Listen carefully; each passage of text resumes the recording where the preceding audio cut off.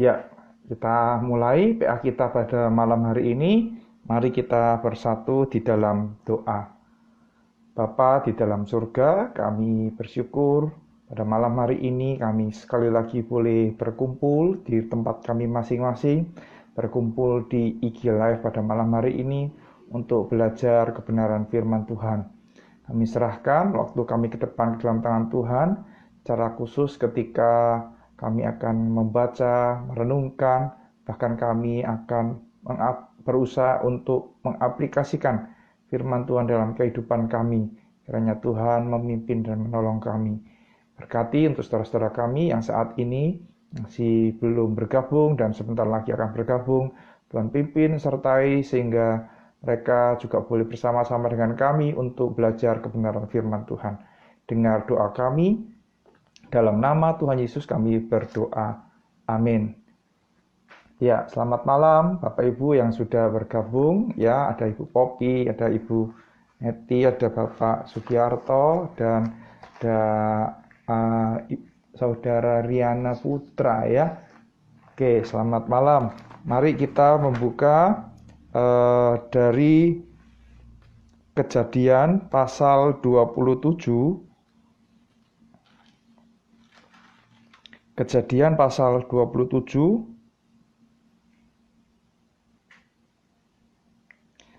ayat yang pertama sampai dengan ayat yang ke-5. Kejadian 27 ayat yang pertama sampai dengan ayat yang ke-5. Demikian bunyi firman Tuhan. Ketika Ishak sudah tua dan matanya telah kabur, sehingga ia tidak dapat melihat lagi, dipanggilnyalah Esau anak sulungnya, serta berkata kepadanya, "Anakku," sahut Esau. "Ya, Bapa." Berkatalah Ishak, "Lihat, aku sudah tua, aku tidak tahu bila hari kematianku. Maka sekarang ambillah senjatamu, tabung panah dan busurmu, pergilah ke padang dan burulah bagiku seekor binatang. Olahlah bagiku makanan yang enak, seperti yang kugemari. Sesudah itu bawalah kepadaku, supaya ku makan, agar aku memberkati engkau sebelum aku mati." Tetapi Ribka mendengarkannya ketika Ishak berkata kepada Esau anaknya, setelah Esau pergi ke padang memburu seekor binatang untuk dibawanya kepada ayahnya. Ayat yang ke-6. Berkatalah Ribka kepada Yakub anaknya, "Telah kudengar ayahmu berkata kepada Esau kakakmu, bawalah bagiku seekor binatang buruan dan olahlah bagiku makanan yang enak, supaya aku makan dan supaya aku memberkati engkau di hadapan Tuhan sebelum engkau mati." Lalu kita akan membaca lagi, tidak akan lama lagi. Pada waktu itu Esau, anak sulungnya itu kepada Ribka, berbuat kepadanya, "Kemudian aku akan menyuruh orang menjemput engkau dari situ. Mengapa aku akan kehilangan kamu berdua pada satu hari juga?" Kemudian Ribka berkata kepada Ishak, "Aku telah jemu hidup karena perempuan-perempuan Het itu. Jikalau Yakub juga mengambil seorang istri dari antara perempuan negeri ini semacam perempuan Het itu, apa gunanya aku hidup lagi?" Terus kemudian kita lanjutkan di dalam ayat yang ke pasal 28 ayat yang ke-10. Maka Yakub berangkat dari Berseba dan pergi ke Haran. Ia sampai di suatu tempat dan bermalam di situ karena matahari telah terbenam. Ia mengambil sebuah batu yang terletak di tempat itu dan dipakainya sebagai alas kepala, lalu membaringkan dirinya di tempat itu. Maka bermimpilah ia di bumi ada didirikan sebuah tangga yang ujungnya sampai di langit, dan tampaklah malaikat-malaikat Allah turun naik di tangga itu. Berdirilah Tuhan di sampingnya dan berfirman, "Akulah Tuhan, Allah Abraham nenekmu dan Allah Ishak. Tanah tempat engkau berbaring ini akan kuberikan kepadamu dan kepada keturunanmu. Keturunanmu akan menjadi seperti debu tanah banyaknya, dan engkau akan mengembang ke sebelah timur, barat, utara, dan selatan. Dan olehmu serta keturunanmu semua kaum di muka bumi akan menjadi berkat. Sesungguhnya aku menyertai engkau dan aku akan melindungi engkau kemanapun engkau pergi. Dan aku akan membawa engkau kembali ke negeri ini, sebab aku tidak akan meninggalkan engkau, melainkan tetap melakukan apa yang kujanjikan kepadamu. Ketika Yakub bangun dari tidurnya, berkatalah, sesungguhnya Tuhan ada di tempat ini, dan aku tidak mengetahui. Ia takut dan berkata, alangkah dahsyatnya tempat ini tidak lain dari rumah Allah, ini pintu gerbang surga. Keesokan harinya, pagi-pagi Yakub mengambil batu yang dipakainya sebagai alas kepala dan mendirikan itu menjadi tugu dan menuang minyak ke atasnya. Ia menamai tempat itu Betel. Dahulu nama kota itu Luz. Lalu bernasarlah Yakub, jika Allah akan menyertai dan akan melindungi aku di jalan yang kutempuh ini, memberikan kepadaku roti untuk dimakan dan pakaian untuk dipakai, sehingga aku selamat kembali ke rumah ayahku, maka Tuhan akan menjadi Allahku. Dan batu yang kudirikan sebagai tugu ini akan menjadi rumah Allah. Dari segala sesuatu yang engkau berikan kepadamu, akan selalu kupersembahkan 1/10 kepadamu. Amin. Sampai demikian jauh pembacaan firman Tuhan. Bapak Ibu Saudara yang dikasihi oleh Tuhan, kita sudah belajar minggu lalu ya bagaimana Ishak itu bertemu dengan Ribka dan akhirnya Ishak itu menikah dengan Ribka. Abraham meninggal dan Ismail di dalam pasal 25 itu dikatakan juga meninggal pada usia 137 tahun. Nah, kita tahu bahwa anak dari Ishak itu kembar, yaitu Yakub dan Esau. Nah, kedua anak yang ada di dalam rahim istri dari Ishak ini itu adalah dua orang yang sangat bertolak belakang ya. Kita tahu Ribka istri dari Ishak itu mandul, dan apa yang dilakukan, Ishak berdoa memohon pertolongan daripada Tuhan. Dan Tuhan sudah mengatakan bahwa ada dua bangsa di dalam kandunganmu.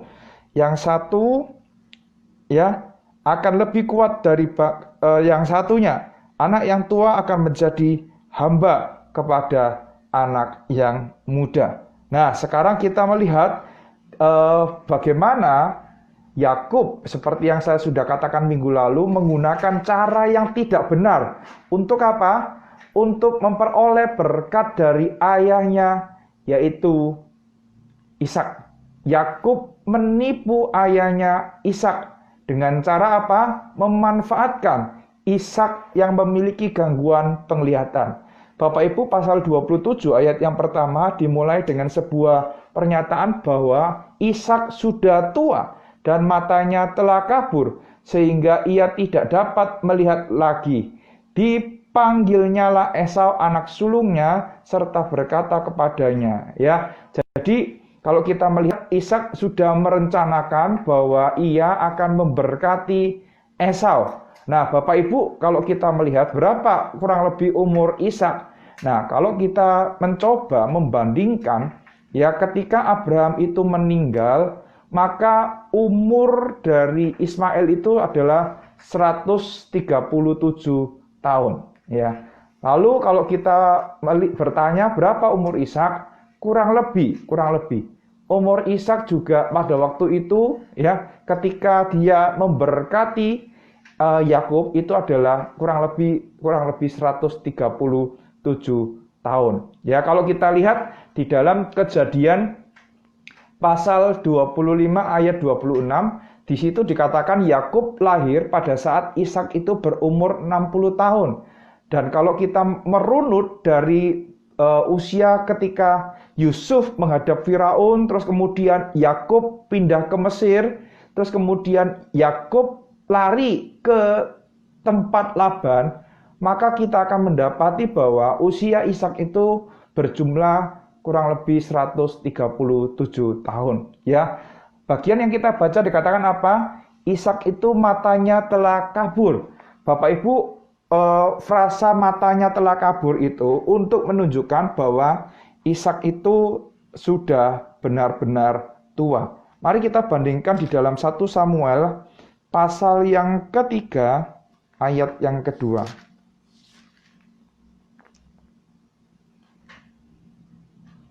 1 Samuel pasal yang ketiga ayat yang kedua.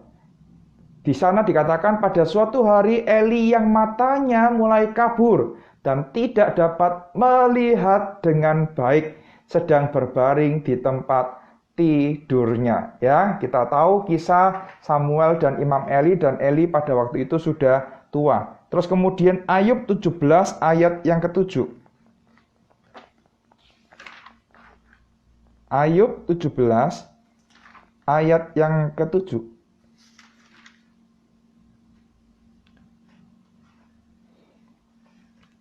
Mataku menjadi kabur karena pedih hati, segala anggota tubuhku seperti bayang-bayang. Nah, Bapak Ibu, Yakub memanfaatkan momen ini, ya. Ketika Ishak tidak bisa melihat dengan jelas, Yakub memanfaatkan momen ini dengan bantuan dari siapa? Dengan bantuan dari Ribka, ibunya. Ya. Oleh karena itu, kalau kita melihat di dalam bagian yang kita baca, ya, kita tahu di dalam kisah ini, maka kita akan mendapatkan bahwa Yakub itu menyamar menjadi Esau, ya. Dia menggunakan pakaian binatang untuk apa? Untuk mengelabui dari Ishak ayahnya, ya. Seperti yang saya sudah katakan di minggu lalu, Yakub menipu Ishak pada saat Ishak sudah kehilangan indera penglihatannya. Ya, maksud saya indera penglihatannya mulai berkurang fungsinya. Matanya telah menjadi kabur. Terus kemudian kalau kita melihat, ya, perbandingannya, nanti kita akan mendapati bahwa ketika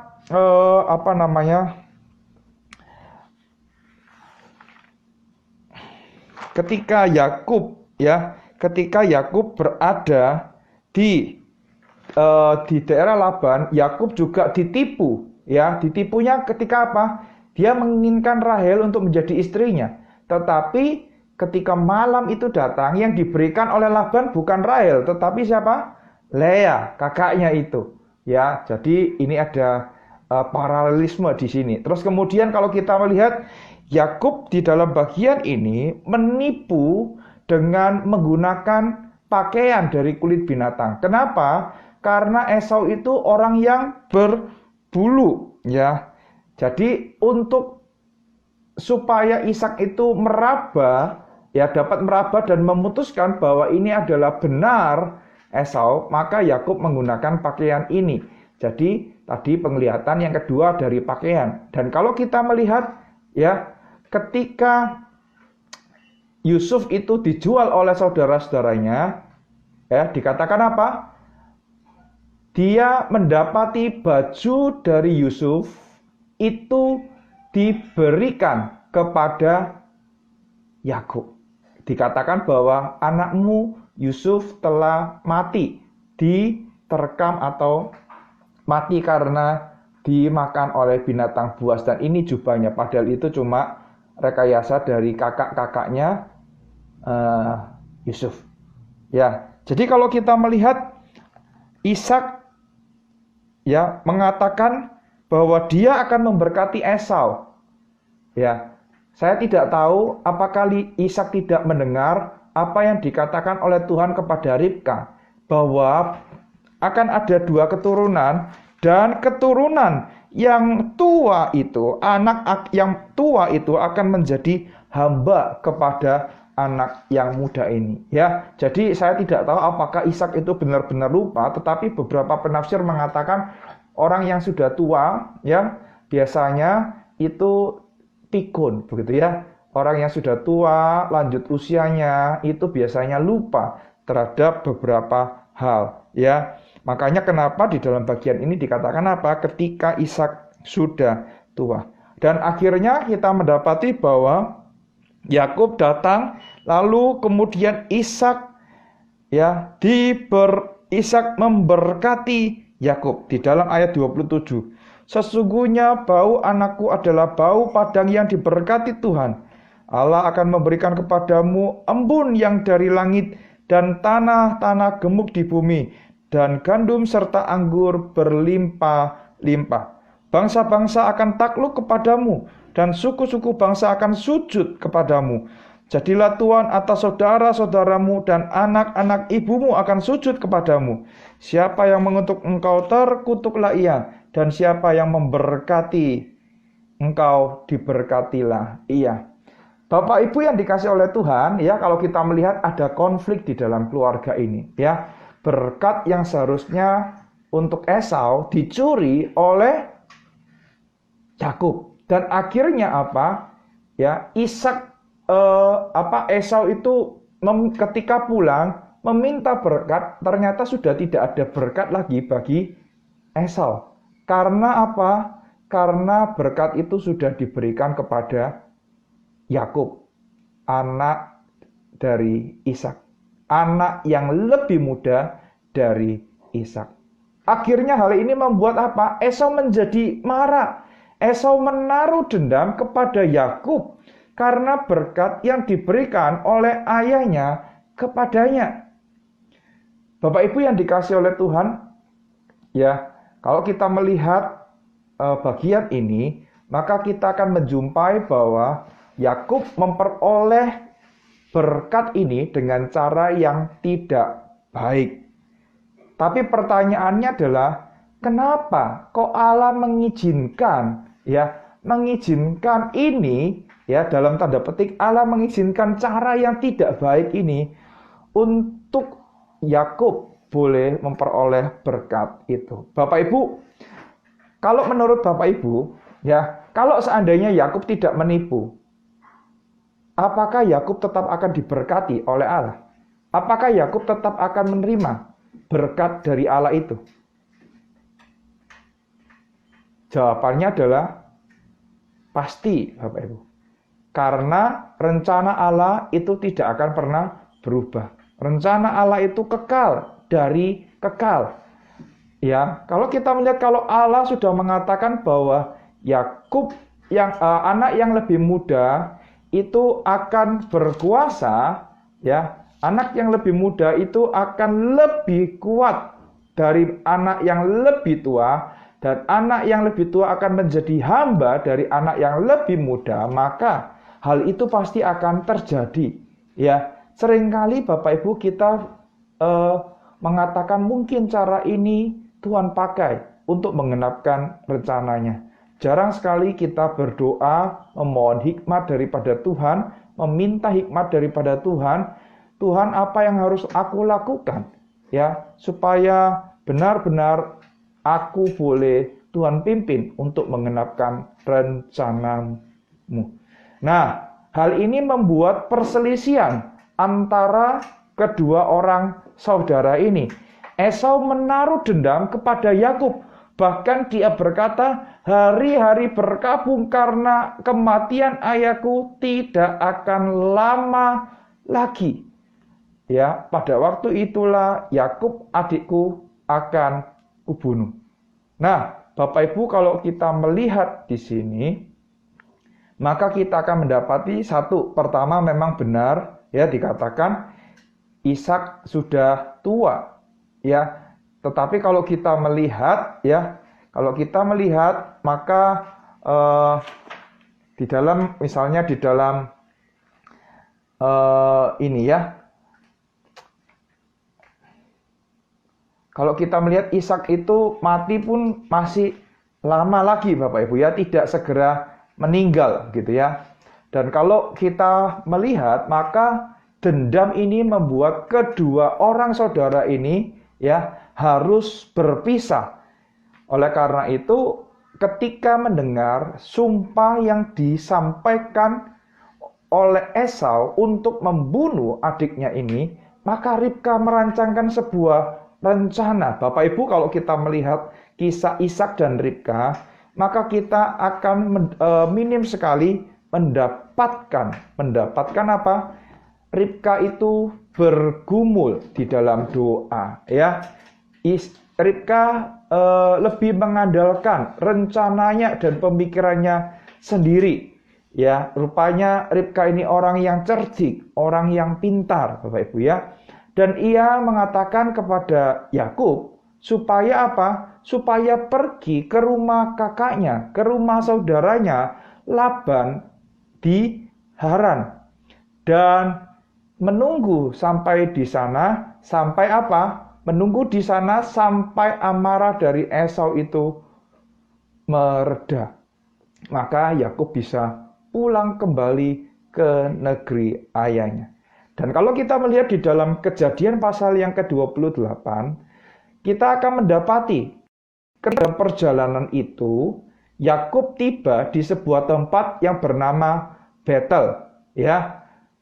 Bapak Ibu, Betel itu artinya rumah Allah. Bet itu rumah, ya. Terus kemudian El itu adalah Allah, ya.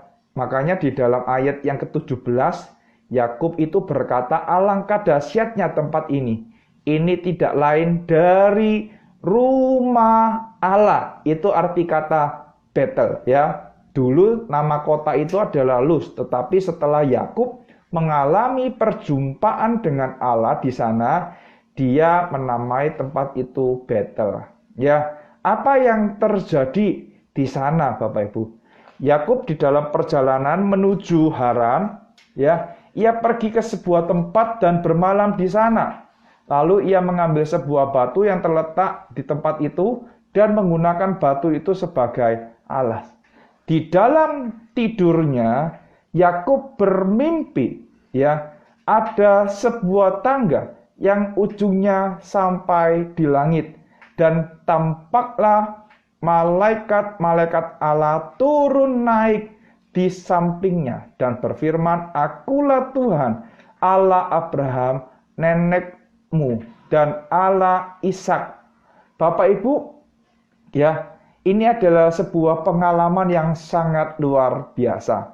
Nah, Bapak Ibu, di dalam tradisi Tionghoa kita mengenal istilah ini, ya, peringatan hari kue bulan itu, Bapak Ibu, ya, Tongjiupia itu, ya. Nah, apa arti cerita di balik adanya kue bulan itu, Bapak Ibu? Nah, rupanya ada sepasang kekasih yang namanya Hoi dengan Chang'e, ya.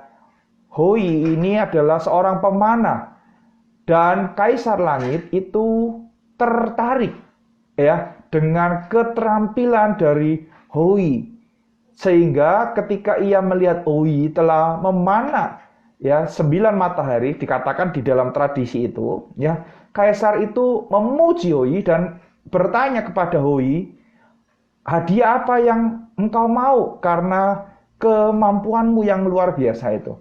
Lalu Hoi meminta supaya Kaisar Langit mengizinkan ia menikah dengan Chang'e, ya, gadis yang ia cintai. Dan akhirnya mereka berdua menikah.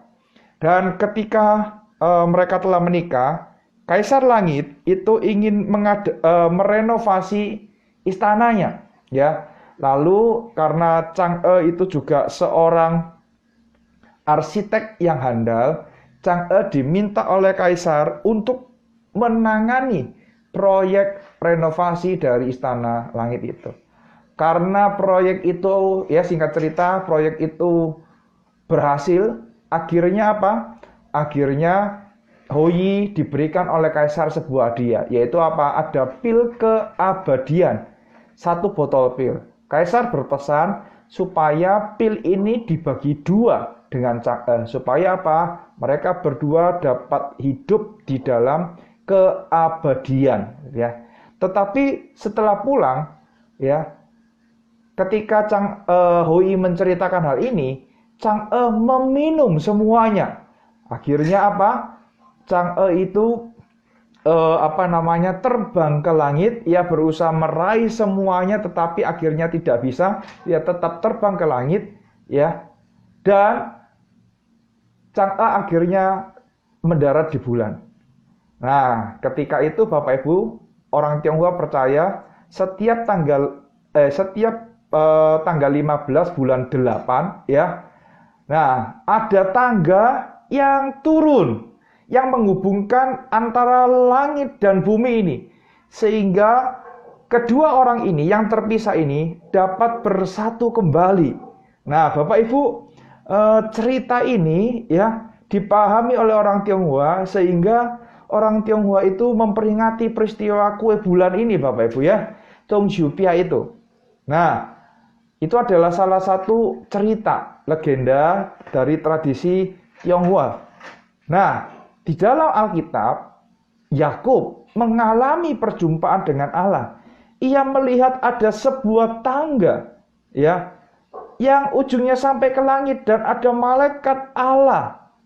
Malaikat Allah itu dikatakan apa? Berjalan, naik turun ya di tangga itu, dan Allah berfirman, Allah berjanji akan memberkati Yakub. Allah berjanji bahwa keturunan Yakub akan menjadi banyak seperti debu tanah. Dia akan mengembang ke kanan dan ke kiri, utara dan selatan, timur dan barat. Dan oleh Yakub keturunannya, semua keturunan yang di muka bumi ini akan mendapatkan berkat. Bapak Ibu yang dikasihi oleh Tuhan, Yakub ketika terbangun, dia percaya bahwa Allah hadir di dalam penglihatan yang telah ia lihat di dalam mimpinya. Ia takut. Kenapa? Karena orang-orang perjanjian lama percaya bahwa kalau berjumpa dengan Allah, maka seharusnya ia mengalami kematian, Bapak Ibu. Tetapi kalau kita melihat Yakub mendapatkan anugerah dari Allah, bukan cuma anugerah dari Allah, Yakub mendapatkan berkat, konfirmasi berkat dari Allah sendiri. Bapak Ibu yang dikasih oleh Tuhan, perjumpaan dengan Allah seharusnya membuat kita yakin bahwa hidup kita itu tidak sendirian. Hidup kita itu ya disertai oleh Allah. Hidup kita itu diberkati oleh Allah. Bahkan kalau kita melihat setelah Yakub itu menerima berkat dari Allah, apakah berarti hidupnya Yakub itu berjalan mulus? Tidak, Bapak Ibu.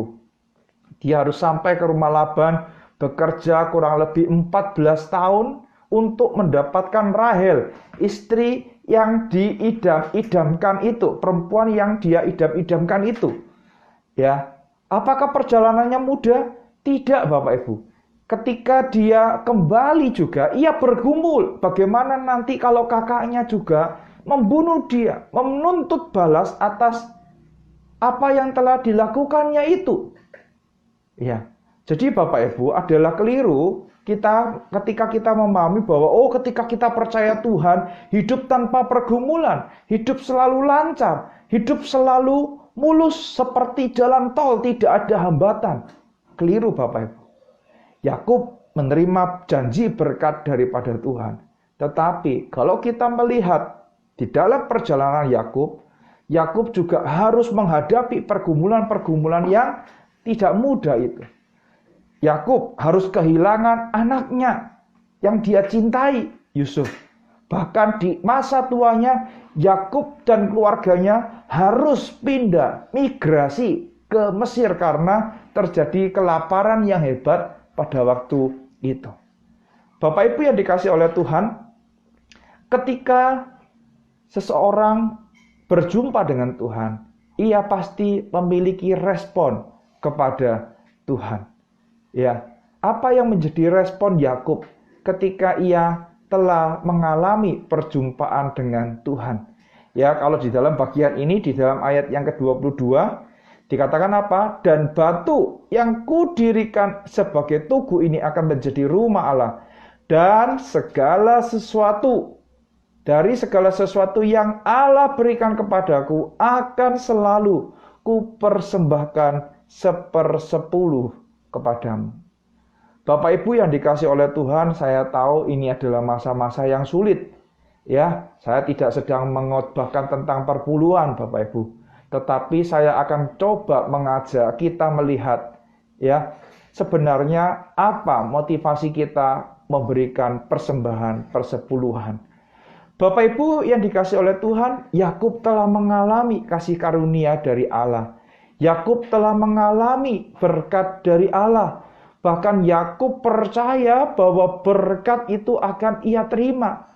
Oleh karena itu sebagai respon, yang pertama, Yakub mendirikan tugu, itu menjadi rumah Allah, artinya Allah hadir, Allah berdiam di sana. Dan yang kedua, Yakub akan selalu mempersembahkan 1/10 kepada Tuhan.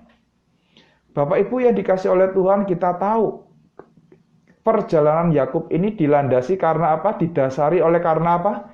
Karena dia akan dibunuh oleh kakaknya Esau. Tetapi di tengah-tengah situasi seperti itu, Yakub mengalami kasih karunia Allah. Yakub mengalami anugerah dari Allah. Sehingga Yakub memutuskan untuk mempersembahkan 1/10 dari yang engkau berikan kepada Tuhan. Kalau kita lihat Bapak Ibu, dasar dari kita memberikan persembahan persepuluhan itu bukan karena, oh ini pancingan begitu ya. Oh kalau nanti aku kasih 1/10, maka aku akan mendapatkan lebih banyak lagi. Tidak. Tetapi kalau kita melihat dasarnya adalah karena kita sudah mengalami kasih karunia Tuhan, kita mengalami janji Tuhan, kita disertai dan kita diberkati oleh Tuhan. Dan yang kedua Bapak Ibu, kalau kita melihat kenapa Yakub ya memberikan persembahan persepuluhan kepada Allah?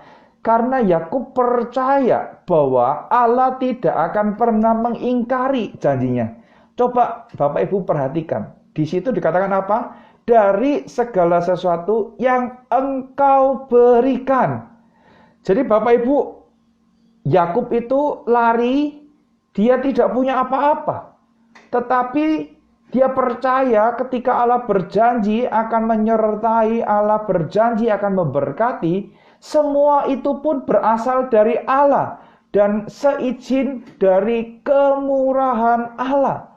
Oleh karena itu, Yakub tidak lupa kalau ini berasal dari Allah dan ini adalah berdasarkan kemurahan Allah, maka sudah seharusnya aku juga memberikan kepada Allah apa yang menjadi bagian dari Allah. Ya, jadi saya ingatkan sekali lagi Bapak Ibu ya, ketika kita memberikan persepuluhan, wah Pak, ini masa-masa yang sulit. Ketika aku memberikan persepuluhan, aku yakin bahwa Tuhan akan mengganti berkali-kali lipat. Bukan itu Bapak Ibu. Tetapi karena kita percaya bahwa kita sepanjang hidup ini telah mengalami anugerah Tuhan, telah diberkati oleh Tuhan, kita bisa menikmati apa yang kita bisa nikmati sampai dengan hari ini di masa pandemi ini karena pertolongan Tuhan. Karena janji Tuhan bahwa Dia akan menyertai kita. Oleh karena itu, kita berespon dengan apa? Memberikan persembahan 1/10 kepada Tuhan. Bapak Ibu yang dikasih oleh Tuhan, bagaimana dengan hidup kita saat ini? Ya, berkat Tuhan apa yang bisa kita sharingkan, yang bisa kita ceritakan kepada orang-orang terdekat kita?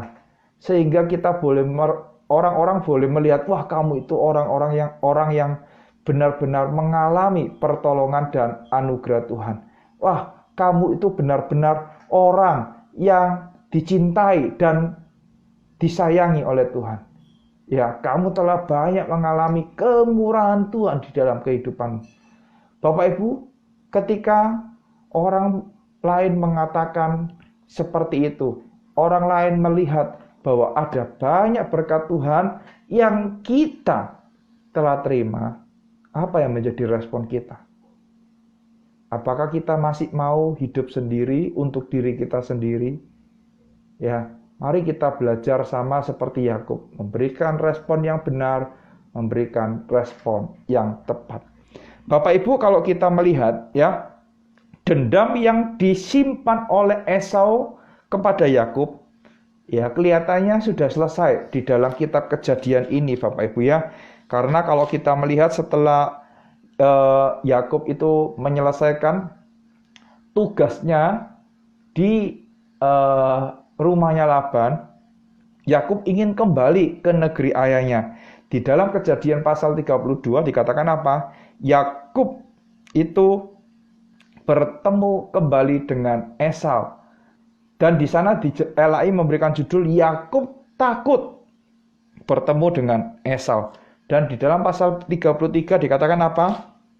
Yakub berbaik kembali dengan Esau. Ya, rupanya masalah di antara kedua orang saudara ini telah selesai. Masalah di antara kakak beradik ini kelihatannya sudah selesai. Tetapi Bapak Ibu, apakah masalah ini memang benar-benar sudah selesai Bapak Ibu? Kurang lebih 14 tahun Bapak Ibu. Yakub berpisah dengan Esau. Saya yakin anak cucu dari Esau itu telah mendengarkan cerita bagaimana nenek moyang mereka, yaitu kakek mereka, bertikai saling menyimpan dendam. Bapak Ibu, kalau kita melihat rupanya ya perseteruan antara Yakub dengan Esau itu menyebabkan Tuhan harus turun tangan. Yaitu apa Bapak Ibu?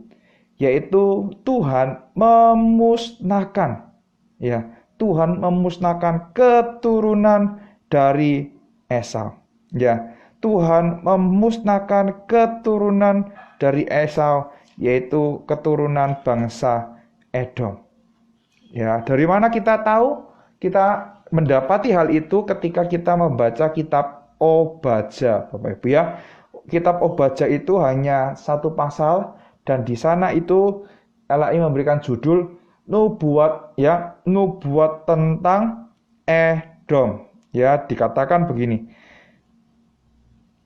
Ayat yang kedua, sesungguhnya aku membuat engkau kecil di antara bangsa-bangsa. Engkau dihinakan sangat, keangkuhan hatimu telah memperdaya engkau.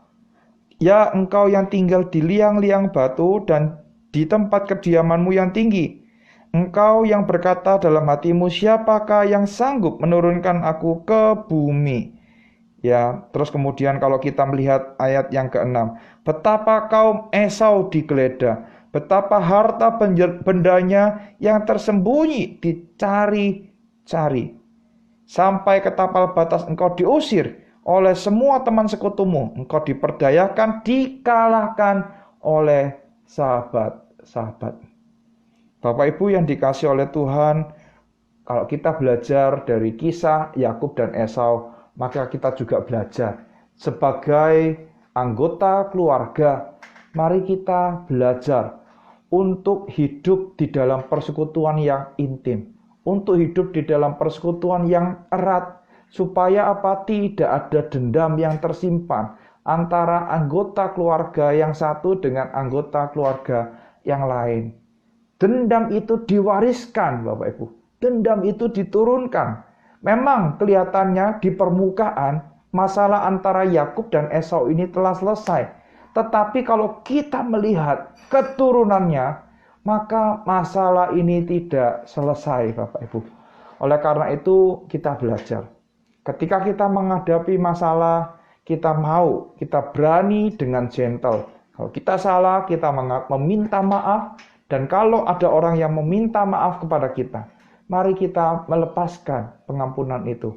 Dan sebelum terjadi permasalahan, maka hendaknya kita berpikir terlebih dahulu dampaknya. Kita memikirkan terlebih dahulu akibatnya sebelum kita apa? Sebelum kita melakukan sesuatu. Supaya apa? Supaya keturunan kita tidak mewariskan hal-hal yang tidak baik.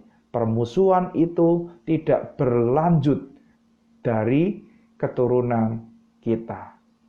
Bapak Ibu yang dikasihi oleh Tuhan, kiranya Tuhan menolong kita, Tuhan memberkati kita melalui PA kita pada malam hari ini.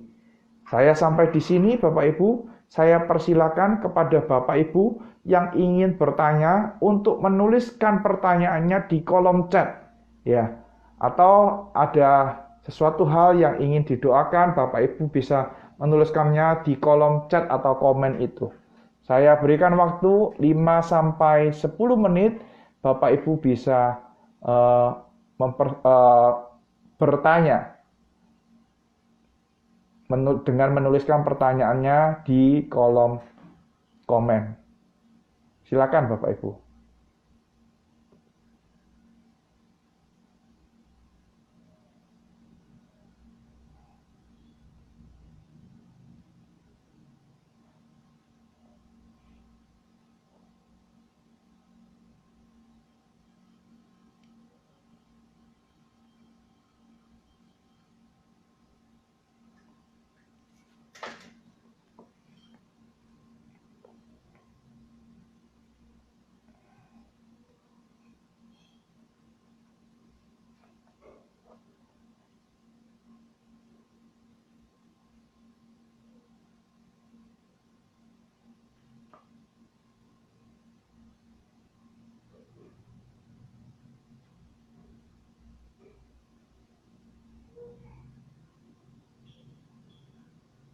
Apakah ada pertanyaan? Saya persilakan kepada Bapak Ibu untuk menuliskan. Kalau tidak ada, saya akan menunggu beberapa menit lagi untuk kita boleh bersatu untuk menutup PA malam hari ini di dalam doa.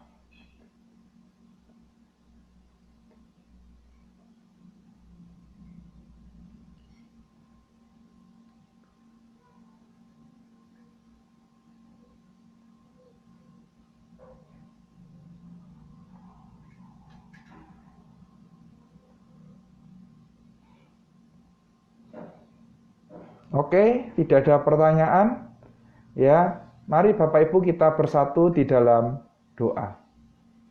Bapa di dalam surga, kami bersyukur dan berterima kasih untuk malam hari ini kami boleh belajar dari kisah kehidupan Yakub. Kami tahu Yakub melakukan banyak kecurangan di dalam kehidupannya, tetapi kami juga melihat bahwa kecurangan yang ia lakukan membuat ia harus menerima balasan dari kecurangan itu. Kami percaya bahwa ketika kami melakukan hal